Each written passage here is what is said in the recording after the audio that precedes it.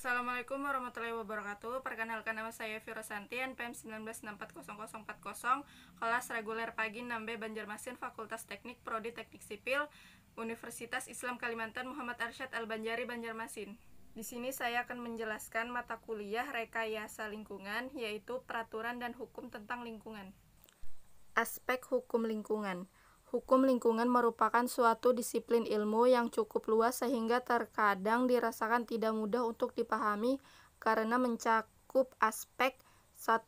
Tata lingkungan, 2. Perlindungan lingkungan, 3. Kesehatan lingkungan, 4. Kesehatan manusia, 5. Tata ruang, 6. Aspek sektoral, 7. Otonomi daerah, 8. Internasionalisasi lingkungan hidup, 9. Penegakan hukum. Peraturan Undang-Undang Hukum Lingkungan di Indonesia. Hukum lingkungan di Indonesia diatur dalam Undang-Undang Nomor 32 Tahun 2009 yang merupakan generasi ketiga pengaturan hukum lingkungan di Indonesia.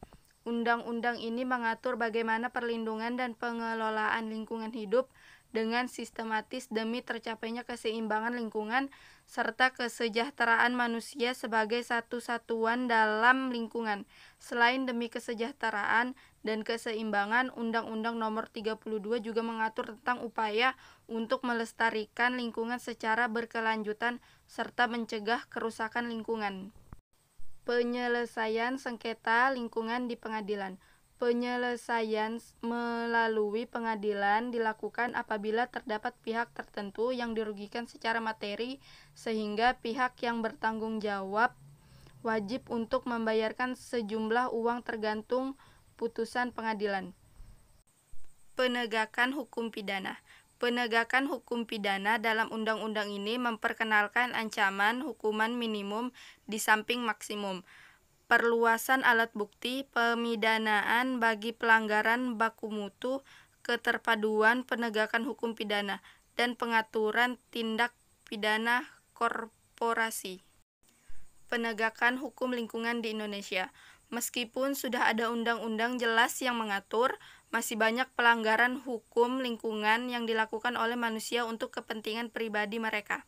Pada 2018, PT Expravet Nasuba di Sumatera Utara membuang limbah cair ke aliran sungai Deli karena perusahaan tidak memiliki pembuangan limbah cair yang memadai. Kasus pencemaran sungai ini mencuat akibat aduan masyarakat kepada pihak yang berwajib.